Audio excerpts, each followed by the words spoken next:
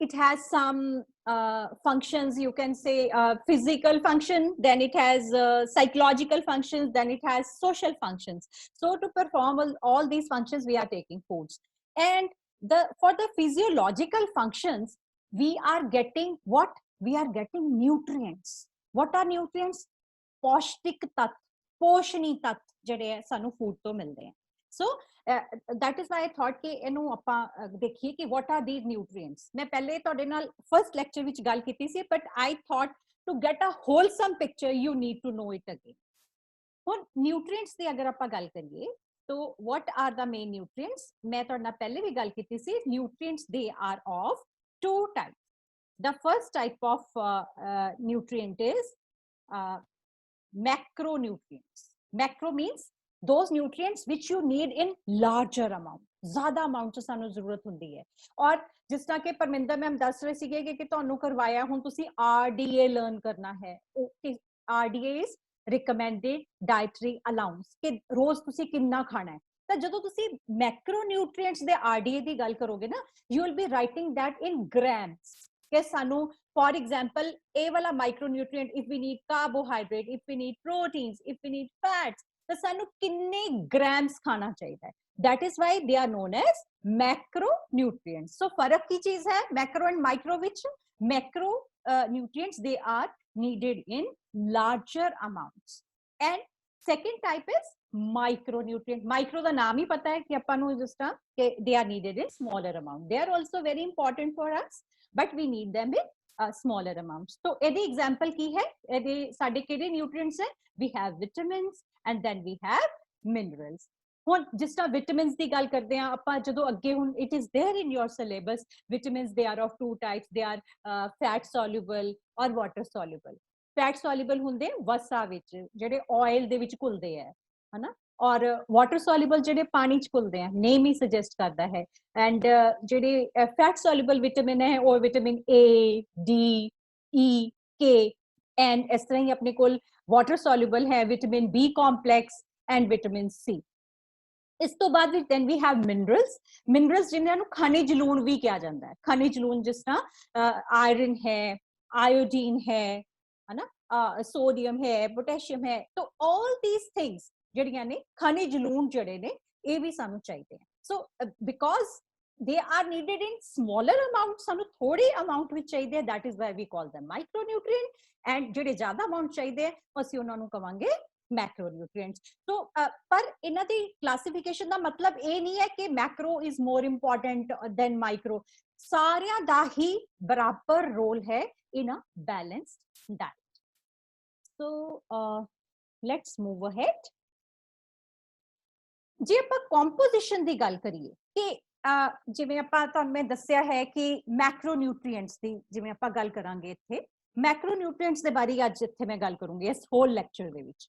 ਸੋ ਇਹਦੇ ਵਿੱਚ as we have already seen ਦਾ ਕਲਾਸੀਫਿਕੇਸ਼ਨ, ਇਹ ਬਣੇ ਹੋਏ ਤਿੰਨ ਚੀਜ਼ਾਂ ਦੇ ਮੈਕਰੋਨਿਊਟ੍ਰੀਐਂਟਸ. ਕਾਰਬੋਹਾਈਡਰੇਟਸ, ਕਾਰਬੋਹਾਈਡਰੇਟਸ ਨੂੰ ਆਪਾਂ ਲਿਖਦੇ ਆ CHO, ਮਤਲਬ ਇਹਨੂੰ this is how we write, short form ਹੈ. ਤੁਸੀਂ ਆਪਣਾ ਬਿਕੋਜ਼ ਆਈ ਵਾਂਟਡ ਕਿ ਜਿੱਥੇ ਕੈਪੀਟਲ CHO ਲਿਖਿਆ ਹੋਵੇ ਤੁਹਾਨੂੰ ਪਤਾ ਹੋਵੇ ਵੀ ਉਹ ਕਾਰਬੋਹਾਈਡਰੇਟ ਦੇ ਬਾਰੇ ਗੱਲ ਕਰ ਰਹੇ ਹਾਂ. But otherwise when you are writing for your exam you have to write full carbohydrates. और कई बार ਤੁਸੀਂ ਕੋਈ ब्लॉग्स पढ़ोगे या कोई फेसबुक पोस्ट पढ़ोगे ਉੱਥੇ ਕਾਰਬਸ ਵੀ ਲਿਖਿਆ ਹੁੰਦਾ CARBS, ਕਿਉਂਕਿ ਕਾਰਬੋਹਾਈਡਰੇਟਸ ਨਾਮ ਬੜਾ ਵੱਡਾ ਲੱਗਦਾ ਹੈ. तो sometimes we are talking about them and we write carbs. ਇਸ ਤੋਂ ਬਾਅਦ ਦੂਸਰੇ ਹੈਗੇ ਆ ਪ੍ਰੋਟੀਨਸ ਐਂਡ ਦੈਨ ਥਰਡ ਹੈਗੇ fats. So we have already discussed carbohydrates in our previous lectures, and these two will be covering in the coming lectures. So carbohydrate ਦੀ ਜੇ ਗੱਲ ਕਰੀਏ ਜਾਂ ਆਪਾਂ ਪ੍ਰੋਟੀਨ ਦੀ, ਫੈਟ ਦੀ, ਇਹਨਾਂ ਤਿੰਨਾਂ ਵਿੱਚ ਇੱਕ ਚੀਜ਼ ਕਾਮਨ ਹੈ. So what is common thing in all the three macronutrients? The first thing is presence of carbon, C. Second thing is presence of hydrogen, and third thing is oxygen. So there are three common factors ਜਿਹੜੇ ਇਹਨਾਂ ਤਿੰਨਾਂ ਨੂੰ ਇੱਕੋ ਜਿਹਾ ਬਣਾਉਂਦੇ ਆ. ਕਿਹੜੇ ਕਿਹੜੇ? Carbon, hydrogen and oxygen.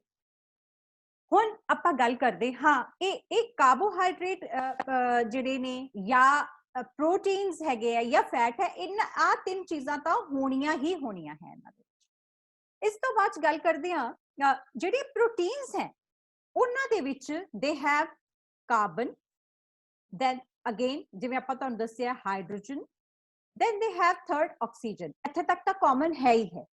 ਇਸ ਤੋਂ ਇਲਾਵਾ they have something extra ਜਿਹੜਾ ਇਹਨੂੰ ਕਾਰਬੋਹਾਈਡਰੇਟ ਔਰ ਫੈਟ ਤੋਂ ਅਲੱਗ ਕਰ ਦਿੰਦਾ। ਹੁਣ ਇਹਦੇ ਚ ਕੀ ਚੀਜ਼ ਹੈ? it could have nitrogen, ਜਿਹੜੀ ਸਭ ਤੋਂ ਇੰਪੋਰਟੈਂਟ ਚੇਂਜ ਹੈ that is presence of nitrogen, ਜਿਹਦੇ ਕਰਕੇ ਇਹ ਪ੍ਰੋਟੀਨ ਆਪਣੇ ਅਲੱਗ ਤਰ੍ਹਾਂ ਦੇ ਕੰਮ ਕਰ ਪਾਉਂਦਾ ਜਿਹੜੇ ਕਿ ਆਪਣੇ ਕਾਰਬੋਹਾਈਡਰੇਟਸ ਔਰ ਫੈਟਸ ਨਹੀਂ ਕਰ ਸਕਦੇ। then it may or may not contain sulfur also। ਕਈ ਜਗ੍ਹਾ ਦੇ ਉੱਤੇ ਸਲਫਰ ਵੀ ਹੈ ਜਾਂ ਫਾਸਫੋਰਸ ਵੀ ਹੋ ਸਕਦੀ ਹੈ। ਫਾਸਫੋਰਸ ਇਜ਼ P, ਇਹ ਵੀ ਕਈ ਥਾਵਾਂ ਦੇ ਉੱਤੇ ਮੌਜੂਦ ਹੋਏਗੀ। ਸੋ ਜਿਵੇਂ ਹੁਣ ਆਪਾਂ ਗੱਲ ਕੀਤੀ ਕਿ ਜਿਹੜੀ ਇਹਨਾਂ ਦੀ ਮੈਕਰੋਨਿਊਟ੍ਰੀਐਂਟਸ ਦੀ ਅਗਰ ਆਪਾਂ ਕੰਪੋਜੀਸ਼ਨ ਦੀ ਗੱਲ ਕਰੀਏ ਤਾਂ they have carbon, they have hydrogen and they have oxygen। और अगर ਅਸੀਂ ਪ੍ਰੋਟੀਨ ਕਰਾਂਗੇ ਨਾਲ ਤਾਂ ਕਾਰਬਨ, ਹਾਈਡਰੋਜਨ, ਆਕਸੀਜਨ ਦੇ ਨਾਲ ਕੀ ਆ ਗਿਆ? ਨਾਈਟ੍ਰੋਜਨ। ਠੀਕ ਹੈ, I hope it is clear now. ਹੁਣ ਅਗਰ ਆਪਾਂ ਗੱਲ ਕਰੀਏ ਕਿ ਇਹ ਹੁਣ ਆਪਾਂ ਗੱਲ ਕੀਤੀ ਹੈ ਕਿ they are made up of carbon, hydrogen and oxygen, ਪਰ ਅਸੀਂ ਇਹਨੂੰ ਅਲੱਗ ਕਿਉਂ ਬਣਾ ਰਹੇ ਹਾਂ? Why are we calling something as carbohydrate, something as fat, something as protein? ਇਹਨਾਂ ਵਿੱਚ ਕੁਝ ਤਾਂ ਫਰਕ ਹੋਏਗਾ, ਹੈ ਨਾ? ਕੰਮ ਚਾਹੇ ਮੈਕਰੋਨਿਊਟ੍ਰੀਐਂਟ ਦਾ ਕਰ ਰਹੇ हैं, बने चाहे कार्बन, हाइड्रोजन, ऑक्सीजन दे हैं, पर कुछ तो फर्क होएगा। ਉਹਨਾਂ ਦਾ ਫਰਕ ਹੈ that is known as building blocks, ਕਿ ਉਹ ਕਿਸ ਚੀਜ਼ ਦੇ ਬਣੇ ਹੋਏ ਆ।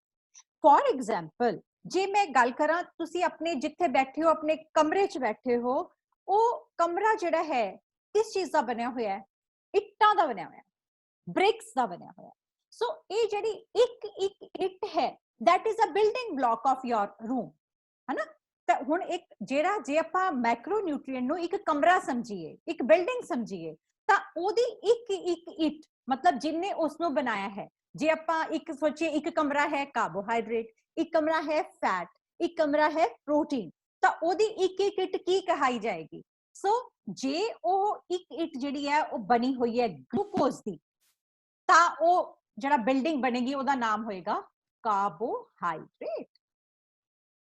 और जे ओ एक इट जिहड़ी है वो बनी हुई है अमीनो एसिड्स दी, अमीनो एसिड्स, ता उस कमरे का नाम होएगा प्रोटीन। और जे ओ एक इट फैटी एसिड्स ग्लिसरॉल दे नाल लगे हुए मिलणगे ता असी ओनू बिल्डिंग दा नाम दवांगे फैट। सो ये बड़ी वाली क्वेश्चन आंदा है कि what are the building blocks और what are the units, ਇਹਨੂੰ ਆਪਾਂ units ਵੀ ਕਹਿੰਦੇ ਆ। what are the units of carbohydrates, what are the units of proteins? ਇਹਨੂੰ ਪੰਜਾਬੀ ਚ ਆਪਾਂ ਇਕਾਈ ਕਹਿੰਦੇ ਆ, ਹਨਾ? ਜਿਸ ਤਰ੍ਹਾਂ ਆਪਾਂ ਕਰਦੇ ਹੁੰਦੇ ਸੀ ਸੈੱਲ ਦੀ ਇਕਾਈ ਜਿਹੜੀ ਹੈਗੀ ਨਾ, ਆਪਾਂ ਕਰਦੇ ਸੀ ਇਲੈਕਟ੍ਰੋਨਸ, ਪ੍ਰੋਟੋਨ ਤੇ ਨਿਊਟਰੋਨ ਜਿਹੜੇ ਨੇ ਉਹ ਸੈੱਲ ਬਣਾਉਂਦੇ ਆ, ਉਹਦੀ ਇਕਾਈ ਕੀ ਹੈ, ਹਨਾ? ਤੇ ਇਕਾਈ ਦੀ ਗੱਲ ਕਰਦੇ ਨਾ, ਇੱਕ ਐਟਮ ਜਿਵੇਂ ਇਕਾਈ ਹੈ, ਇਸ ਤਰ੍ਹਾਂ ਹੀ ਜਿਹੜੇ ਇਹ ਕਾਰਬੋਹਾਈਡਰੇਟ, ਪ੍ਰੋਟੀਨ ਤੇ ਫੈਟਸ ਦੀ ਇਕਾਈ ਦੀ ਅਗਰ ਆਪਾਂ ਗੱਲ ਕਰੀਏ, ਬਿਲਡਿੰਗ ਬਲੌਕਸ ਦੀ ਆਪਾਂ ਗੱਲ ਕਰੀਏ, ਤਾਂ ਉਹ ਕਿਹੜੇ ਕਿਹੜੇ ਹੈ? ਆਪਣੇ ਕੋ ਨੋਟ ਕਰਕੇ ਰੱਖ ਲਓ, ਕੁਐਸਚਨ ਆਏਗਾ ਜਦੋਂ ਮੈਂ ਪਾਉਂਗੀ ਉਦੋਂ ਹੀ ਪਾਉਂਗੀ। So carbohydrates are made up of glucose, proteins they are made up of amino acids, and fats they are made up of fatty acids and glycerol। ਹੁਣ ਆਪਾਂ ਆਲਰੇਡੀ ਇਹਦੀ ਮੈਂ ਗੱਲ ਕੀਤੀ ਸੀ, ਪਰ ਮੈਨੂੰ ਇੱਥੇ ਨਾਲ ਮੈਂਸ਼ਨ ਕਰਨ ਵਾਸਤੇ ਮੈਨੂੰ ਲੱਗਦਾ ਸੀਗਾ ਕਿ ਜ਼ਰੂਰਤ ਹੈ ਕਿ ਇਹ ਸਾਨੂੰ ਜਿਹੜੇ ਮੈਕਰੋਨਿਊਟ੍ਰੀਐਂਟਸ ਅਸੀਂ ਕਿਸ ਵਾਸਤੇ ਲੈਣੇ ਆ, ਮੇਨ ਕੰਮ ਇਹਨਾਂ ਦਾ ਕੀ ਹੈ? ਮੈਕਰੋਨਿਊਟ੍ਰੀਐਂਟਸ ਕਿਉਂਕਿ ਇਹਨਾਂ ਵਿੱਚ ਕਾਰਬਨ, ਹਾਈਡਰੋਜਨ ਐਂਡ ਆਕਸੀਜਨ ਹੈ, ਜਿਵੇਂ ਆਪਾਂ ਹੁਣ ਸਾਰਿਆਂ ਨੂੰ ਪਤਾ ਹੈ, ਤਾਂ ਇਹਨਾਂ ਤਿੰਨਾਂ ਚੀਜ਼ਾਂ ਨੂੰ ਹੀ ਦੇ ਹੋਣ ਕਰਕੇ ਇਹਨਾਂ ਤਿੰਨਾਂ ਦੇ ਕੋਲ ਇੱਕ ਕੈਪੈਸਿਟੀ ਹੈ, ਇੱਕ ਸ਼ਕਤੀ ਹੈ ਕਿ ਉਹ ਸਾਨੂੰ ਦੇ ਸਕਦੇ ਹੈ એનર્ਜੀ। ਕਿਉਂਕਿ ਜਦੋਂ ਵੀ ਅਸੀਂ ਇਹਨਾਂ ਨੂੰ ਤੋੜਾਂਗੇ, ਚਾਹੇ ਆਪਾਂ ਕਾਰਬੋਹਾਈਡਰੇਟ ਤੋੜੀਏ, ਚਾਹੇ ਆਪਾਂ ਪ੍ਰੋਟੀਨ ਤੋੜੀਏ, ਚਾਹੇ ਆਪਾਂ ਫੈਟ ਤੋੜੀਏ, ਸਾਨੂੰ ਇਹਦੇ ਚੋਂ ਪਤਾ ਕੀ ਕੁਝ ਮਿਲੇਗਾ? We will get carbon dioxide, ਜਿਹਨੂੰ ਆਪਾਂ CO2 ਕਹਿੰਦੇ ਆ, plus we will get water, मैं लिखने की कोशिश कर रही हूँ, थोड़ी स्पीड गंदी हो सकती है, water and plus सानू की मिलेगा, we will get energy, energy ਨੂੰ ਤਿਕੋਨਾ ਜਿਹਾ ਪਾਉਂਦੇ ਨਾ, એનર્ਜੀ ਜਿਹੜੀ ਸਾਡੇ ਸਰੀਰ ਵਿੱਚ ਕੈਪੈਸਿਟੀ ਸਾਨੂੰ ਕੰਮ ਕਰਨ ਦੀ ਸ਼ਕਤੀ ਦਿੰਦੀ ਹੈ। ਸੋ ਇਹਨਾਂ ਤਿੰਨਾਂ ਨੂੰ ਜਦੋਂ ਆਪਾਂ ਬਰਨ ਕਰਾਂਗੇ, ਸਾਡੇ ਸਰੀਰ ਉਹਨੂੰ ਯੂਜ਼ ਕਰੇਗਾ, ਤਾਂ ਇਹਦੇ ਚੋਂ ਨਿਕਲੇਗਾ carbon dioxide, water and energy. ਇਹ ਤਿੰਨੋਂ ਚੀਜ਼ਾਂ ਕੱਢਣ ਦੀ ਸ਼ਕਤੀ ਹੈ ਤਿੰਨਾਂ ਦੇ ਵਿੱਚ। ਹੁਣ ਇਹ ਸ਼ਕਤੀ ਜਿਹੜੀ ਹੈ ਇਹ ਕਿੰਨੀ ਜ਼ਿਆਦਾ, ਮਤਲਬ ਕਿੰਨਾ ਜ਼ਿਆਦਾ ਐਫੀਸ਼ੀਐਂਸੀ ਕਿੰਨੀ ਹੈ ਉਹਨਾਂ ਦੀ ਸ਼ਕਤੀ ਦੇਣ ਦੀ। ਜੇ ਆਪਾਂ 1 ਗ੍ਰਾਮ ਕਾਰਬੋਹਾਈਡਰੇਟ, ਜਿਵੇਂ for example 1 gram of glucose ਨੂੰ ਆਪਣਾ ਸਰੀਰ ਬਰਨ ਕਰਦਾ ਹੈ, ਯੂਜ਼ ਕਰਦਾ ਹੈ, ਤਾਂ ਉਹਦੇ ਚੋਂ ਉਹਨੂੰ ਮਿਲਣਗੀਆਂ 4 ਕਿਲੋ ਕੈਲੋਰੀਜ਼, 4 ਕੈਲੋਰੀਜ਼ ਸਾਨੂੰ ਮਿਲਣਗੀਆਂ ਪਰ ਗ੍ਰਾਮ। 1 ਗ੍ਰਾਮ ਕਾਰਬੋਹਾਈਡਰੇਟ ਆਪਾਂ ਬੋਡੀ ਨੇ ਯੂਜ਼ ਕੀਤਾ ਤਾਂ ਕੀ ਮਿਲ ਗਈਆਂ 4 ਕਿਲੋ ਕੈਲੋਰੀਜ਼। ਹੁਣ ਆਪਾਂ ਕਿਹਾ ਕਿ ਨਹੀਂ ਜੀ ਅਸੀਂ ਤਾਂ ਕਾਰਬੋਹਾਈਡਰੇਟ ਗਲੂਕੋਜ਼ ਖਾਇਆ ਹੀ ਨਹੀਂ, है ना, वर्त रख के बैठ गया, वी डोंट हैव एनीथिंग, कुछ नहीं खाया, 2 दिन तो कुछ नहीं खाया, अपने ग्लाइकोजन दे रिजर्व भी खत्म हो गए, सब कुछ खत्म हो गया। हुन की करेगा शरीर, की करेगा प्रोटीन नु तोड़ेगा, कहेगा भैया कुछ तो खा नहीं रहे, तो की करेगी जेडे शरीर दे अंदर ऑलरेडी प्रोटीन है, we will start burning that. Example दे रही हां, पर अदरवाइज आल्सो जे सानू लोड होवे, जे साडा शरीर 1 ग्राम प्रोटीन नु बर्न करेगा, again it will give equal calories than what we got from carbohydrate, that is 4 kilocalories। अच्छा, ਹੁਣ ਜੇ ਆਪਾਂ ਫੇਰ ਹੋਰ ਵਰਤ ਰੱਖ ਕੇ ਬੈਠ ਗਏ ਆ, ਜਾਂ ਕੋਈ ਬੰਦਾ ਡਾਇਬੀਟਿਕ ਹੈ ਜਿਹਨੂੰ ਗਲੂਕੋਜ਼ ਯੂਜ਼ ਹੀ ਨਹੀਂ ਕਰਿਆ ਜਾ ਰਿਹਾ ਜਿਹਦੇ ਤੋਂ, ਤਾਂ ਕੀ ਹੋਏਗਾ, ਸਰੀਰ ਜਿਹੜਾ ਹੈ ਫੈਟ ਨੂੰ ਵੀ ਤੋੜਨਾ ਸ਼ੁਰੂ ਕਰ ਦੇਗਾ। ਜਾਂ ਤੁਸੀਂ weight loss ਦੀ ਡਾਈਟ ਤੇ ਹੋ, ਤੁਸੀਂ ਰਿਡਿਊਸਿੰਗ ਡਾਈਟ ਖਾ ਰਹੇ ਹੋ ਕਿ ਅਸੀਂ ਆਪਣੀ ਕੈਲੋਰੀਜ਼ ਜਿਹੜੀਆਂ ਘੱਟ ਖਾਈਏ ਤਾਂ ਕਿ ਸਰੀਰ ਆਪਣੇ ਅੰਦਰ ਦਾ ਜਿਹੜਾ ਡਿਪੋਜ਼ਿਟਸ ਨੇ, ਜਿੱਥੇ ਜਿੱਥੇ ਜੋੜ ਕੇ ਰੱਖਿਆ ਹੋਇਆ, ਉਹ ਸਾਰੇ ਖਜ਼ਾਨੇ ਖਾਲੀ ਕਰੇ। ਸੋ ਜਦੋਂ ਤੁਹਾਡੀ ਬਾਡੀ ਫੈਟ ਨੂੰ ਯੂਜ਼ ਕਰਦੀ ਹੈ, ਜਾਂ ਅਸੀਂ ਖਾਣੇ ਵਿੱਚ ਫੈਟ ਖਾਂਦੇ ਆ, ਉਹਨੂੰ ਜਦੋਂ ਅਸੀਂ ਯੂਜ਼ ਕਰਾਂਗੇ, 1 ਗ੍ਰਾਮ ਜਦੋਂ ਆਪਾਂ ਫੈਟ ਖਾਇਆ ਤਾਂ ਸਾਨੂੰ ਮਿਲਣਗੀਆਂ 9 kilo calories. 9 kilo calories, more than double what we got from carbohydrate, what we got from protein। पर इन्ना चो तोड़ के सानू की कुछ मिलना है, carbon dioxide, water and energy. और जेडी जेडी प्रोटीन है, हुण उन्हां च तां नाइट्रोजन भी है एक्स्ट्रा, तां जेडी नाइट्रोजन है एक्स्ट्रा जेडी वाली है, वो इकट्ठी करके साडी बॉडी ओदी बना लैंदी है यूरिया, और यूरिया जेडी है साडे यूरिन दे विचों दी बाहर निकल जांदी है। ठीक है, carbon dioxide is a gas, water is you know पानी ਜਿਹੜਾ ਹੈ यूरिन ਦੇ ਥਰੂ ਵੀ ਬਾਹਰ ਐਕਸਟਰਾ ਨਿਕਲ ਜਾਂਦਾ ਹੈ, ਥੋੜਾ ਫੀਸਿਸ ਦੇ ਥਰੂ ਨਿਕਲ ਜਾਂਦਾ ਹੈ, ਥੋੜਾ ਸਾਡੀ ਬਾਡੀ ਦੇ ਵਿੱਚ ਕੰਜ਼ਿਊਮ ਹੋ ਜਾਂਦਾ ਹੈ। એનર્ਜੀ ਜਿਹੜੀ ਅਸੀਂ ਵਰਤ ਲੈਂਦੇ ਆ ਜਾਂ ਅਸੀਂ ਸਟੋਰ ਕਰਕੇ ਰੱਖ ਲੈਂਦੇ ਆ। ਠੀਕ ਹੈ, ਸੋ ਦਿਸ ਵਾਸ ਕਿ ਮੈਕਰੋਨਿਊਟ੍ਰੀਐਂਟਸ ਤੋਂ ਸਾਨੂੰ ਕਿੰਨੀ એનર્ਜੀ ਮਿਲਦੀ ਹੈ। I hop I am clear. ਹੁਣ ਜੇ ਆਪਾਂ ਗੱਲ ਕਰੀਏ ਕਿ ਕੰਮ ਕੀ ਹੈ, मैक्रोन्यूट्रिएंट्स का काम की है, देखो सब तो पहले जान है तो जहान है। सानू ਅਸੀਂ मैक्रोन्यूट्रिएंट्स फूड खांदे ही इसे करके कि ਅਸੀਂ जिंदा रह सकीए, सर्वाइव कर सकीए। सो ਇਹਦੇ वास्ते जिंदा रहने वास्ते सब तो ज्यादा इंपॉर्टेंट चीज की है कि we should be able to get energy. ਤਾਂ सब तो पहला काम ਜਿਹੜਾ एनर्जी ਦਾ है, दैट इज ਅਸੀਂ ਖਾਂਦੇ ਆ, ਉਹ ਲੈਂਦੇ ਆ ਕਾਰਬੋਹਾਈਡਰੇट्स ਤੋਂ। ਤਾਂ ਜਿੰਨੇ ਵੀ ਅਸੀਂ ਅਨਾਜ ਵਾਲੀਆਂ ਚੀਜ਼ਾਂ ਜਿਹੜੀਆਂ ਅਸੀਂ ਖਾਂਦੇ ਆ, ਜਿਸ ਤਰ੍ਹਾਂ ਆਪਾਂ ਸੋਰਸਸ ਕੀਤੀਆਂ ਨੇ ਕਾਰਬੋਹਾਈਡਰੇਟਸ ਦੀਆਂ, तो we are taking carbohydrates and fats।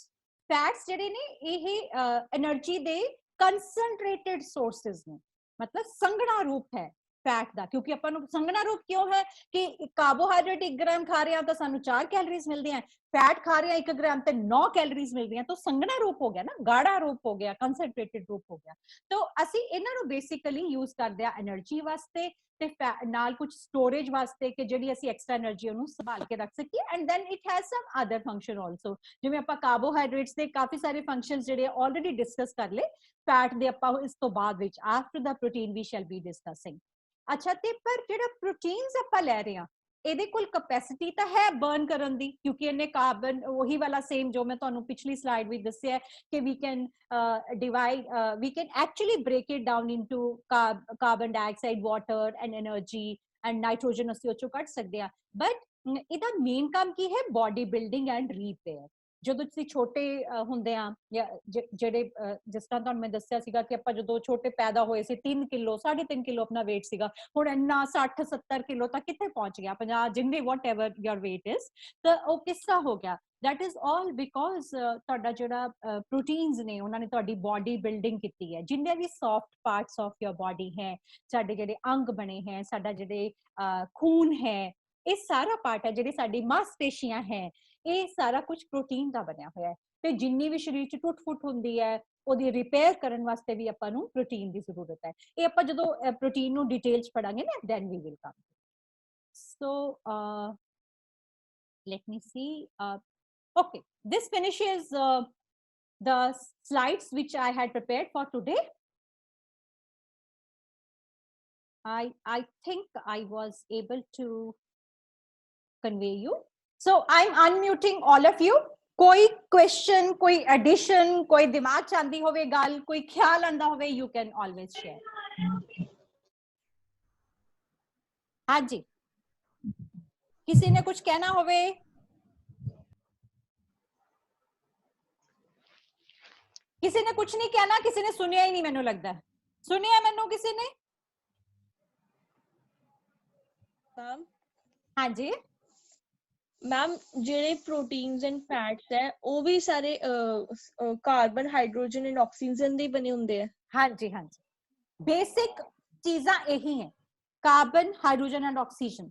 Difference कितने हो that I will tell you later कि की फर्क है। देखो हुण जे तुसीं गल करदे हो ना protein sorry carbohydrate and fat the composition same है, ਤਿੰਨਾਂ ਨੂੰ ਤੋੜੋਗੇ मतलब इनफैक्ट प्रोटीन ਨੂੰ ਵੀ ਤੋੜੋਗੇ ਤਾਂ ਉਹਨਾਂ ਸਾਰਿਆਂ ਚੋਂ ਨਿਕਲਣਾ ਉਹੀ ਹੈ, ਕਾਰਬਨ ਡਾਈਆਕਸਾਈਡ, ਵਾਟਰ, એનર્ਜੀ।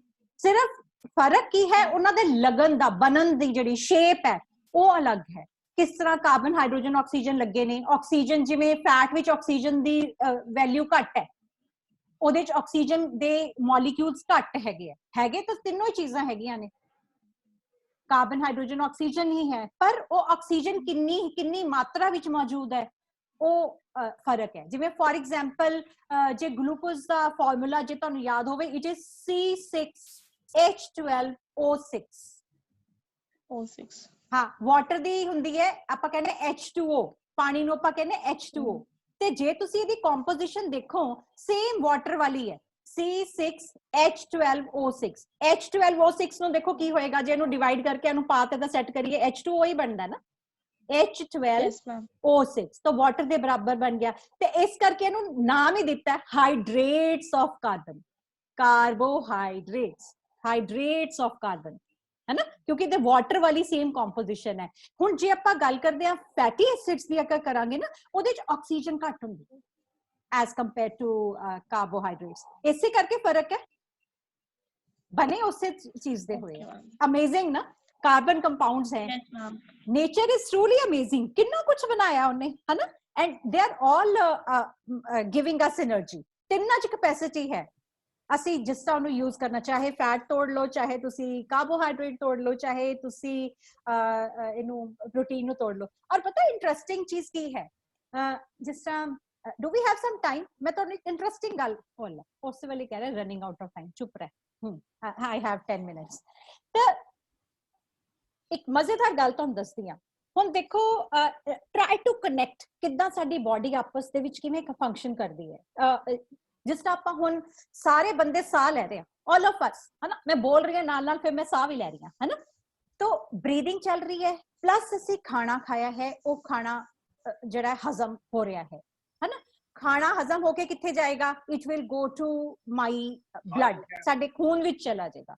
ਇੱਥੋਂ ਮੇਰੇ ਖੂਨ ਤੋਂ ਇਹ ਸਾਰਾ ਕੁਝ ਜਿਹੜਾ ਹੈ ਮੇਰੇ ਹਾਰਟ ਦੇ ਵਿੱਚ ਜਾਏਗਾ। ਹਾਰਟ ਜਿਹੜਾ ਪੰਪ ਕਰਕੇ ਮੇਰੇ ਹੈਡ ਟੂ ਟੋ, मेरे सिर तो पैरों तक, हर सेल तक वो न्यूट्रिएंट्स पहुंच जाएंगे, चाहे वो कार्बोहाइड्रेट है, चाहे मैं प्रोटीन खाया, चाहे मैं फैट खाया, विटामिन, मिनरल, व्हाटएवर, जो कुछ मैं खाने च खाया वो मेरे एक एक सेल तक पहुंच गया। इस तो इलावा जेड़ा मैं साह ले रही हां, ਉਹਦੇ ਨਾਲ ਕੀ ਹੋ ਰਿਹਾ ਕਿ ਜਿਹੜੀ ਆਕਸੀਜਨ ਹੈ ਹਵਾ ਤੋਂ, ਉਹ ਮੇਰੇ ਲੰਗਸ ਜਿਹੜੇ ਨੇ ਉਹਨੂੰ ਵੀ ਖੂਨ ਦੇ ਵਿੱਚ ਐਬਜ਼ੌਰਬ ਕਰ ਰਹੇ ਨੇ।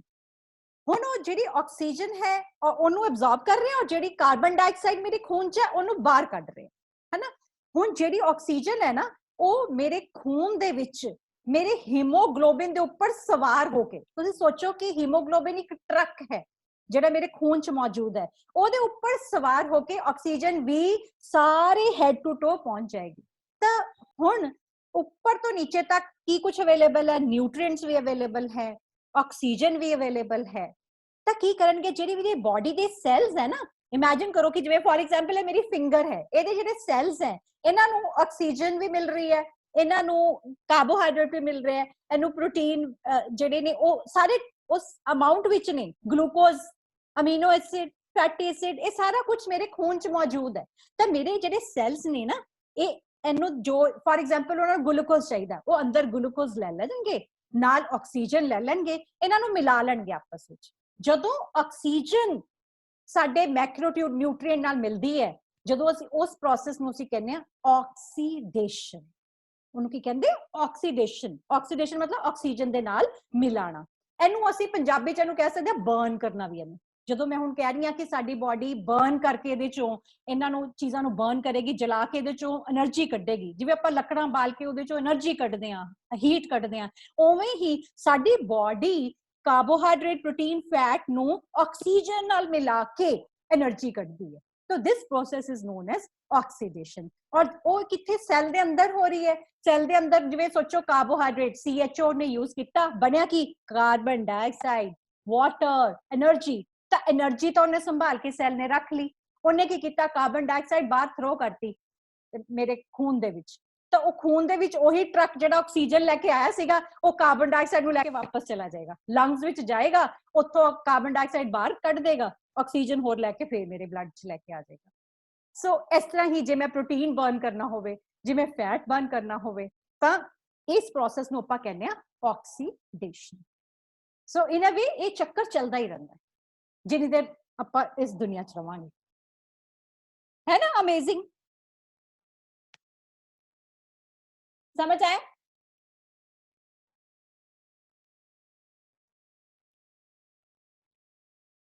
I have unmuted all of you. Yes, ma'am. Yes, ma'am. Yes, ma'am. बेटा क्योंकि वो I can't see you all ना, मैंने पता ही नहीं चलता तो कुछ समझ आया कि नहीं, मैं बोली तो नहीं जा रही इस तरह ही फजूल। हाँ जी, ओके है। Yes, ma'am. हाँ जी, Yes, chat ma'am. Box which तुसी अपने पाते सारे Yes, ma'am. Roll number. Yes, ma'am. Okay, I think it will be saved automatically. चलो जी, फिर ठीक है, जे तुसी ਇੱਥੇ ਤੱਕ ਸਮਝ ਆ ਗਿਆ ਤਾਂ ਦੈਨ ਫਿਰ ਅੱਗੇ ਜਦੋਂ ਮੈਂ ਦੇਖਦੀ ਆ if I get time and ਥੋੜਾ ਜਿਹਾ ਦੇਰ, ਮੈਂ ਤੁਹਾਨੂੰ ਆਈ ਟੋਲਡ ਯੂ ਨਾ ਕਿ I am working on a project, ਤੇ ਥੋੜਾ ਜਿਹਾ ਟਾਈਮ ਮਿਲੇਗਾ ਤਾਂ I try to make some good presentations for you also, ਕਿਉਂਕਿ ਮੈਨੂੰ ਅੱਛਾ ਨਹੀਂ ਲੱਗਦਾ ਇੰਜ ਕਰਨਾ। ਉਹ ਕਾਰਬੋਹਾਈਡਰੇਟ ਤਾਂ ਬਣਾ ਲਈ ਸੀ ਮੈਂ, ਬਟ ਆਈ ਵਾਂਟਡ ਕਿ ਹੋਰ ਇੰਟਰਸਟਿੰਗ ਤੁਹਾਨੂੰ ਬਣਾ ਕੇ ਦਿਖਾਵਾਂ। ਓਕੇ, ਆਈ ਹੋਪ ਮੈਨੂੰ ਸਮਝਾਣਾ ਆ ਰਿਹਾ ਤੁਹਾਨੂੰ। Yes, Yes, ma'am. ma'am. Yes, ma'am. ठीक है, कोई क्वेरी होवे कुछ होवे यू कैन ऑलवेज पुट, मैनू पर्सनल भी पा सकते हो, आई डोंट माइंड। कोई प्रॉब्लम लगती है, कुछ चीज नहीं समझ आती है, यू कैन ऑलवेज, बेटा क्योंकि टेक्नोलॉजी तुहाडे लिए भी चैलेंजिंग है, साडे लिए it is even more challenging. सानू आपने नहीं कुछ समझ आ रहा, सोचो सेकंड ईयर भी बनानी पै रही है। चलो ओके बच्चास, bye bye, enjoy your day, bye bye bye, take care।